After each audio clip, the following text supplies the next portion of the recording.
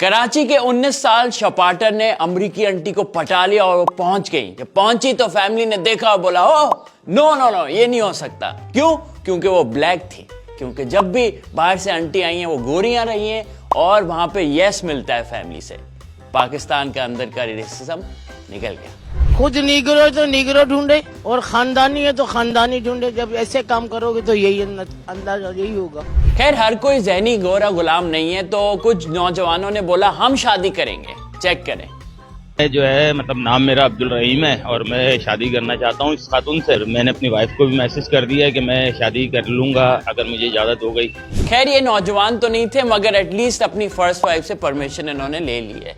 ठीक है, फिर आए $5000 लेके बैचलर नंबर 2। अपने सर पे कपड़ा रखा और क्या लुक थी, और उन्होंने बोला ये अगर ये वाकई खातून संजीदा है और यहाँ पे शादी करना चाहती हैं, तो यहाँ बसना चाहती हैं, तो मैंने अभी एक नया मकान लिया है। मैं इनको वहाँ रिहाइश भी दूंगा और मस्जिद बना मैं इनका खर्चा जो $5000 है वो भी दूंगा। बैचलर नंबर 3 एक ख्वार अंकल निकले जो 1 पाउंड तो कबर में और डिमांड कर रहे हैं कि 50,000 लूंगा और फिर साथ अमेरिका जाऊंगा। चाचा आप फ्लाइट सरवाइव कर लो, बड़ी बात है। अमेरिका के ख्वाब देख रहे हो, शर्म नहीं आती? अगर वो अमेरिका से आई है अपनी ख्वाहिशात के लिए आई है। अब जिस नौजवान ने उसे देखा वो गरीब, उसके बच्चों से भी छोटा है, वो भाग गया।